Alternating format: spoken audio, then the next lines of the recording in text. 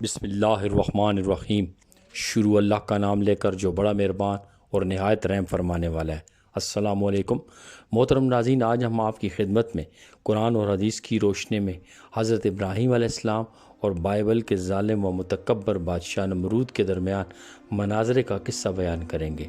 ناظرین، اگر آپ کو ہماری یہ کاوش اور یہ ویڈیو پسند آئے تو اس ویڈیو کو لائک، شیئر اور سبسکرائب کرنا نہ بھولیے گا۔ تو چلیں ناظرین، اب ویڈیو کا باقاعدہ آغاز کرتے ہیں۔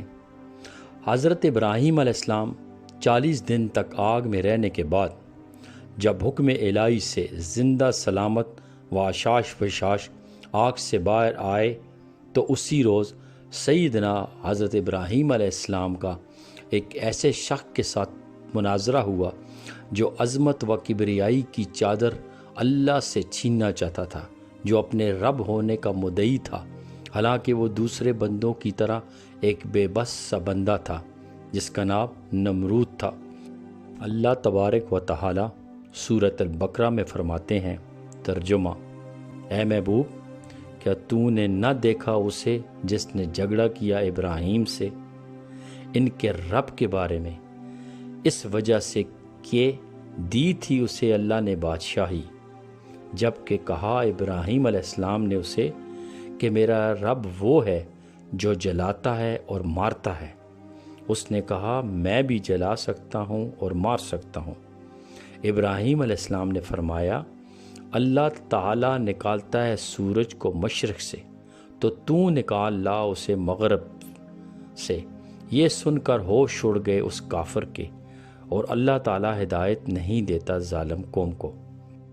اللہ تعالیٰ حضرت ابراہیم علیہ السلام کے ایک مناظرے کا ذکر فرما رہے ہیں جو آپ نے ایک جابر، سرکش، مدعی ربوبیت بادشاہ کے ساتھ کیا تھا۔ حضرت ابراہیم علیہ السلام نے اس کی دلیل کو باطل فرما دیا تھا اور اس پر یہ حقیقت واضح کر دی تھی کہ تو جاہل، مطلق، کم عقل اور پرلے درجے کا بے وقوف ہے۔ آپ نے اس سرکش کے منہ میں حجت ربانی کی لگام دی اور اس پر راہ مستقیم روشن و ظاہر کر دی۔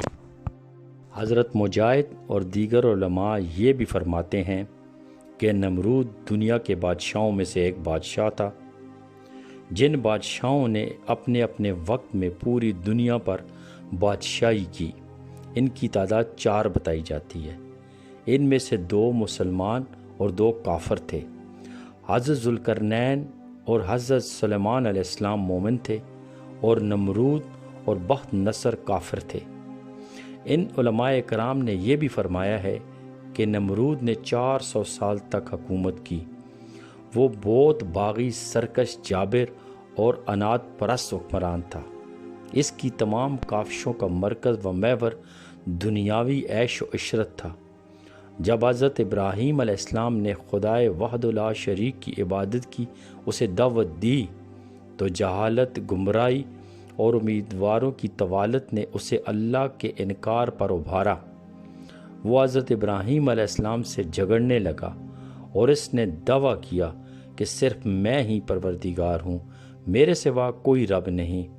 جب حضرت ابراہیم علیہ السلام نے فرمایا، رب الذی یحیی و یمیت، قال ان احیی و امیت، سورہ بقرہ۔ ترجمہ: میرا رب وہ ہے جو جلاتا ہے اور مارتا ہے۔ تو اس نے کہا، میں بھی جلا سکتا ہوں اور مار سکتا ہوں۔ آگے فرمایا گیا ہے، قال ابراہیم فإن اللہ یاتی بالشمس من مشرق فات بہا من المغرب۔ ترجمہ: ابراہیم علیہ السلام نے فرمایا، اللہ تعالیٰ نکالتا ہے سورج کو مشرق سے تو نکال لا اسے مغرب سے۔ یعنی یہ سورج روزانہ ایک نظام کی پابندی کرتا ہے، مشرق سے طلوع ہوتا ہے جیسا کہ اس کے خالق، اس کے چلانے والے اور اس کے مالک کی مشیت اور ارادہ ہوتا ہے، اور اس کا مالک اور چلانے والا وہ ہے جو ہر چیز کا خالق ہے، جس کے سوا کوئی عبادت کے لائق نہیں۔ اگر تو سمجھتا ہے کہ تو موت اور زندگی کا مالک ہے تو پھر اس سورج کو مغرب سے طلوع کر کے دکھا، کیونکہ جو موت اور زندگی کا مالک ہے وہ تو جو چاہے کر سکتا ہے، نہ کوئی اس کو روک سکتا ہے۔ اور نہ مغلوب کر سکتا ہے، بلکہ وہ ہر چیز پر غالب ہے اور ہر چیز اس کی معیشت کی پابند ہے۔ اگر تو بھی کامل قدرت و سطویت کا دعوے دار ہے تو یہ مطالبہ پورا کر دکھا، اور اگر سورج کو مغرب سے طلوع نہ کر سکے تو یقیناً تو ایسا نہیں جیسا تو گمان رکھتا ہے۔ اس بات سے تو خود واقف ہے اور دنیا کا ہر شخص جانتا ہے کہ تجھ میں یہ قدرت نہیں بلکہ عاجز اور ایک مکھی کی تخلیق سے بھی درماندہ ہے۔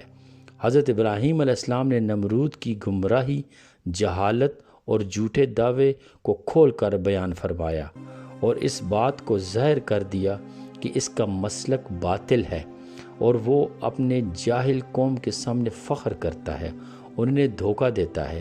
اب نمرود کے پاس حضرت ابراہیم علیہ السلام کی بات کا کوئی جواب نہ تھا، بلکہ فوراً اس نے ہوشیاری سے کام لیا اور جواب دینے کے بجائے خاموش ہو گیا۔ اسی لیے قرآن پاک میں ذکر کیا گیا ہے سورہ بقرہ میں، فَبِهَاتِ الَّذِي كُفْرٌ وَاللَّهُ لَا يُهْدِي الْقَوْمَ الظَّالِمِينَ۔ ترجمہ، یہ سن کر ہوش اڑ گئے اس کافر کے، اور اللہ تعالیٰ ہدایت نہیں دیتا ظالم قوم کو۔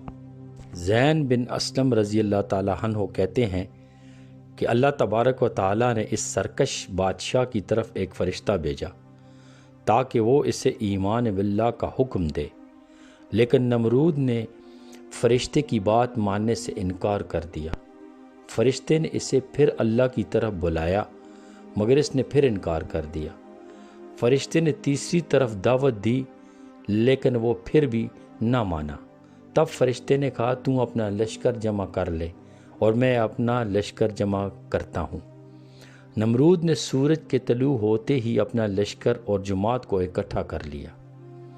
اللہ تبارک و تعالیٰ نے مچھروں کا ایک لشکر جرار بھیجا کہ سورج نظر ہی نہ آتا تھا اور اسے ان کافروں پر مسلط کر دیا۔ مچھروں کی اس فوج نے ان کے گوشت کاٹ کھائے اور خون پی ڈالے۔ کل جو اپنی خدائی اور بزرگی کے دعوے دار تھے آج ہڈیوں کا ڈھانچہ نظر آ رہے تھے۔